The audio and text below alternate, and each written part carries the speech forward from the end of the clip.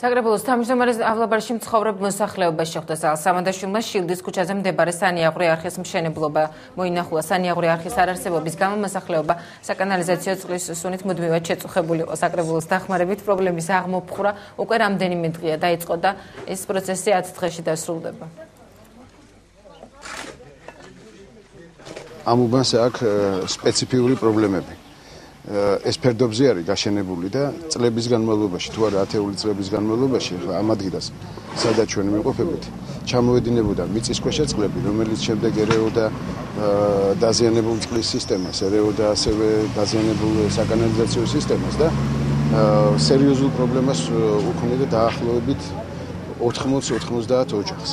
დაზიანებული იყო შულო ჭები, საკანალიზაციო ჭები. კანალიზაცია გადმოედინებოდა რამდენიმე მეტროზე, რომელიც რა თქმა უნდა ტბორაოდა, სუნიც გვაწუხებდა, კოღოც გვაწუხებდა და ვიყავით ძალიან ცუდ პირობებში და მივმართეთ ჩვენ გამგეობას, მივმართეთ ზალ სამადაშოს მივმართეთ, რომლებმაც გულთან მიიტანეს ჩვენი გაჭირვება და დაიწყეს ამ ხაზის გაკეთება.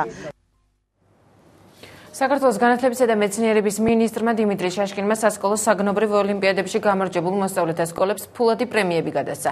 საგნების მიხედვით მიღწეული შედეგების საფუძველზე ზოგად საგანმანათლებლო დაწესებულებების ერთიანი რეიტინგული სია შეიქმნა, რომლის მიხედვითაც უმაღლესი ქულები საქართველოს მასშტაბით 27 სკოლამ დაიმსახურა და შესაბამისად პირველი და მეორე ასევე მესამე ადგილები დაიკავა. პირველ ადგილზე გასულ სკოლებს 5000 ლარი, მეორეზე 4000, ხოლო მათ ვინც მესამე პოზიცია დაიკავა 3000 ლარი გადაეცათ. პრემიის სახით მიღებული თანხა სკოლის ინფრასტრუქტურის გაუმჯობესებას მოხმარდება.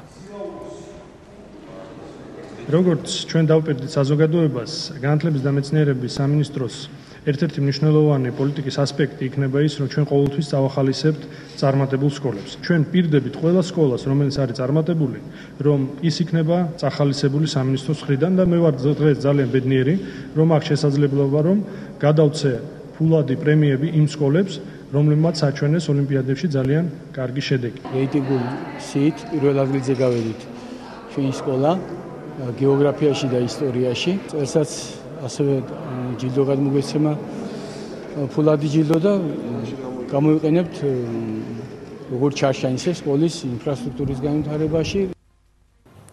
ავღანეთის ომის შესახებ საიდუმლო მასალებთან დაკავშირებით შეერთებული შტატების პრეზიდენტი განცხადებას ავრცელებს. ბარაკ ობამა ამ ამბის გამო მწუხარებას გამოთქვამს. შეერთებული შტატების პრეზიდენტის პირველი საჯარო კომენტარი უკვე სკანდალურ საქმესთან დაკავშირებით. ნახეთ სიუჟეტში. შეერთებული შტატების პრეზიდენტმა ავღანეთში მიმდინარე ომის შესახებ გამოქვეყნებულ დოკუმენტებთან დაკავშირებით განცხადება გააკეთა. ბარაკ ობამას თქმით, ის ავღანეთის ომის შესახებ შეერთებული შტატების დოკუმენტების გამოქვეყნების გამო შეწუხებულია, თუმცა დოკუმენტებში საუბარი არ ყოფილა არც ერთ ისეთ თემაზე, რაც უკვე დებატების საგანს არ წარმოადგენს. ეს შეერთებული შტატების პრეზიდენტის პირველი საჯარო კომენტარი იყო კვირას ვიკილიქსის ვებგვერდზე გამოქვეყნებულ მასალებთან დაკავშირებით. ობამამ ომთან დაკავშირებული ინფორმაციის გამოქვეყნება სამხედრო ოპერაციებისა და ინდივიდებისთვის საფრთხის შემცველი უწოდა. ვიცი, რომ ბოლო დღეების მანძილზე ავღანეთის ომთან დაკავშირებული დოკუმენტების შესახებ ძალიან ბევრი იწერება, სადაც საუბარი ძირითადად 2004-2009 წლებში მიმდინარე საომარ ოპერაციებს ეხება. რა თქმა უნდა, შეწუხებული ვარ მსგავსი ინფორმაციის გამოაშკარავების გამო, რამაც შესაძლოა ინდივიდები და სამხედრო ოპერაციები საფრთხის ქვეშ დააყენოს. ამასთან ერთად მინდა ხაზი გავუსვა ერთ გარემოებას, რომ დოკუმენტებში ნახსენები არ არის არც ერთი ისეთი დეტალი, რომლის განხილვაც დაწყებული არ გვაქვს. პრეზიდენტმა ობამამ ეს განცხადება თეთრი სახლის ვარდების ბაღის ფონზე რესპუბლიკელ ლიდერებთან შეხვედრის შემდეგ გააკეთა. ვიკილიქსის მასალებში საუბარია ავღანეთში მსხვერპლთა რაოდენობასა და შეერთებული შტატებისა და პაკისტანის ურთიერთობებზეც. სამშაბათ სენატის საგარეო საქმეთა კომიტეტში გამართულ მოსმენაზე მასაჩუსეტსის სენატორმა აღნიშნა, რომ მოსახლეობამ ამ მასალების გამოქვეყნება გადაჭარბებულად ამაღელვებლად არ უნდა შეაფასოს.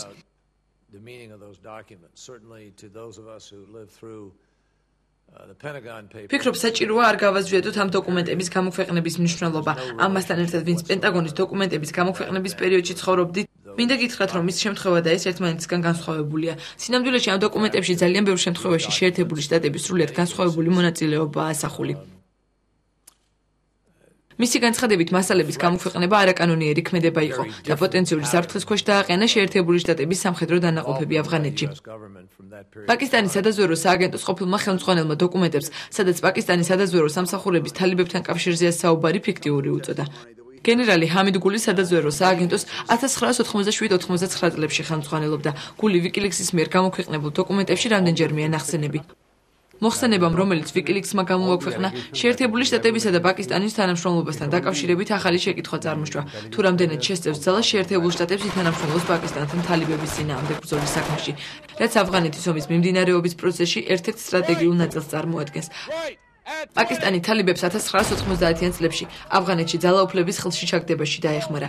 ანალიტიკოსების ნაწილი მიიჩნევს, რომ პაკისტანს თალიბებთან თანამშრომლობა სურს, რადგან ავღანეთიდან შეერთებული შტატების დანაყოფების გაყვანის შემდეგ პაკისტანისთვის თალიბები საჭირო მოკავშირეები იქნებიან.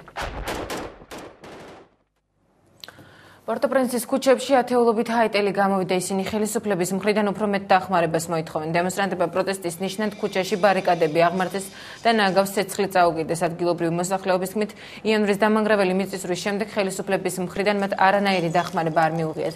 წესრიგის დასაცავად ჰაიტის დედაქალაქში ათეულობით სამართალდამცველი იყო მობილიზებული.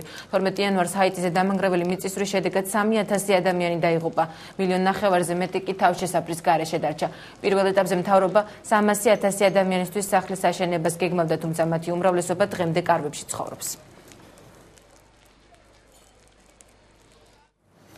წყალდიდობამ ჩინეთის პროვინციების 3/4 დააზარალა. ქვეყნის 25 მდინარეში წყლის დონემ რეკორდულ ზღვარს მიაღწია. სტიქიის ზარალი $22 მილიარდ აჭარბებს. ჩინეთის კაშხალი სამი ხეობა, რომელიც მსოფლიოში ერთ-ერთი უდიდესია, წყალდიდობამ მნიშვნელოვნად დააზიანა.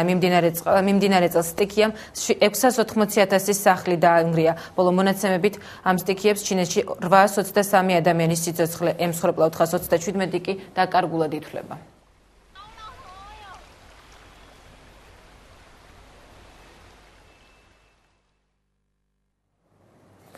დამოუკიდებლობის დღის აღსანიშნად პერუელმა კონდიტერებმა უზარმაზარი ტორტი გამოაცხოს. ეროვნული დროშის ფერებში გადაწყვეტილი ტორტი 50 კილოგრამს იწონის, მისი სიგრძე კი 2 მეტრი და ნახევარია.